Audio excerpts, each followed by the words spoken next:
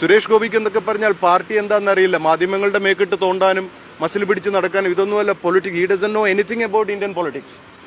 കുറച്ച് എന്തെങ്കിലുമൊക്കെ അവിടെ നിന്ന് ഇവിടെ നിന്ന് പറഞ്ഞൊരു സ്ക്രിപ്റ്റ് എഴുതി കൊടുത്തത് പാർലമെന്റിൽ സംസാരിച്ചാൽ അത് പൊളിറ്റിക്സ് ആവില്ല. അദ്ദേഹത്തിന് ഞാൻ അദ്ദേഹത്തിൻ്റെ അടുത്ത് കഴിഞ്ഞ ഇലക്ഷനും പറഞ്ഞു, നിങ്ങൾ തൃശ്ശൂരിൽ ജയിക്കണമെങ്കിൽ നിങ്ങൾക്കൊരു സംഘ പാരമ്പര്യം ഉണ്ടായിരിക്കണം, അല്ലെങ്കിൽ സംഘം എന്താണെന്ന് മനസ്സിലാക്കണം.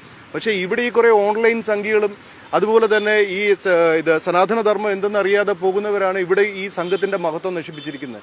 BJPക്ക് ആണെങ്കിൽ പോലും ഗുരുജിയുടെ ഒരു രീതിയിലുള്ള ഐഡിയോളജി അവർ മുന്നോട്ട് വെച്ചിട്ടില്ല. ആണോ? സുരേഷ് ഗോപിക്ക് രാഷ്ട്രീയം അറിയില്ല,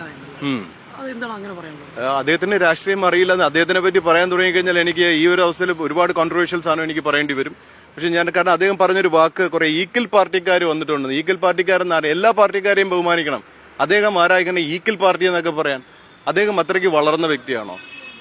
അദ്ദേഹത്തിന് എന്താ രാഷ്ട്രീയത്തെ പറ്റി അറിയാം? അദ്ദേഹത്തെ ഞാൻ തന്നെ ഒരു തൃശ്ശൂരിലൊരു കുഞ്ഞിന് ഭാവൻ സ്കൂളിൽ നിന്ന് വേറൊരു ഇതിലേക്ക് മാറ്റി കൊണ്ടുവരണം എന്ന് പറഞ്ഞ ഒരു റിക്വസ്റ്റ്, അതായത് ഭാവൻസിന്റെ 2 ബ്രാഞ്ചിൽ നിന്ന് ഒരു ബ്രാഞ്ചിലേക്ക് മാറ്റി കൊടുക്കണമെന്ന് സുരേഷ് ഗോപിയുടെ അടുത്ത് റിക്വസ്റ്റ് ചെയ്യാൻ ഒരു കുടുംബം വന്നു, 4ാം ക്ലാസ്സിൽ പഠിക്കുന്ന കുട്ടി. അപ്പൊ അദ്ദേഹം പറഞ്ഞ വാക്കെന്ന് പറഞ്ഞാൽ ex-MP എന്ന് പറഞ്ഞ ഒരു ലെറ്റർ പാഡ് ഞാൻ അടിക്കില്ല.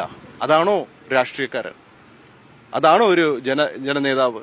അതുപോലെ തന്നെ അദ്ദേഹത്തിന്റെ പല കാര്യങ്ങളും പറയുകയാണെങ്കിൽ ഇവിടെ ഒന്നും നിൽക്കത്തില്ല. നിങ്ങൾ എന്നെ ഇപ്പൊ ട്രിഗർ ചെയ്യരുത്. ഇപ്പൊ നമ്മൾ വേറൊരു കാര്യത്തിലേക്ക് പോവാണ്. പിന്നീട് നമുക്ക് സംസാരിക്കാം. കുറച്ച് സാധനമുണ്ട്, ഞാൻ പിന്നീട് പറയാം.